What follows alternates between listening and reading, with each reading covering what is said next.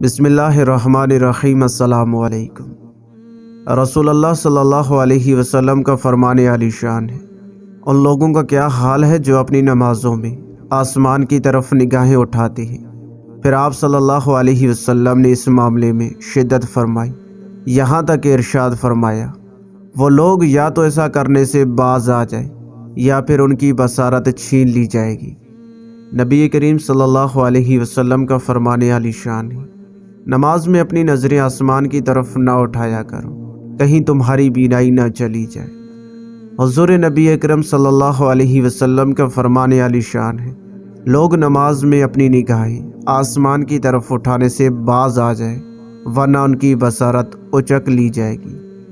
رسول اکرم صلی اللہ علیہ وسلم کا فرمان عالی شان ہے، نماز میں اپنی نگاہیں آسمان کی طرف اٹھانے والے لوگ یا تو اس سے باز آ جائیں گے ورنہ ان کی نظریں ان تک واپس نہ لوٹیں گی۔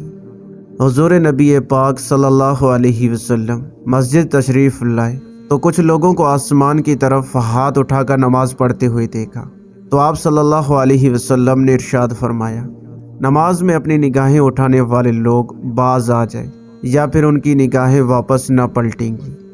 حضرت سیدتنا عائشہ صدیقہ رضی اللہ تعالیٰ عنہا ارشاد فرماتی ہیں کہ میں نے رسول اللہ صلی اللہ علیہ وسلم سے نماز میں ادھر ادھر دیکھنے کے بارے میں سوال کیا، تو آپ صلی اللہ علیہ وسلم نے ارشاد فرمایا یہ اچک لینا ہے کہ شیطان بندے کی نماز اچک لیتا ہے۔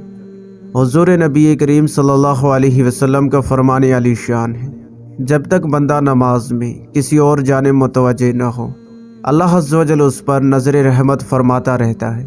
پھر جب بندہ اپنی توجہ ہٹا لیتا ہے تو اللہ عز و جل کی رحمت بھی اس سے پھر جاتی ہے۔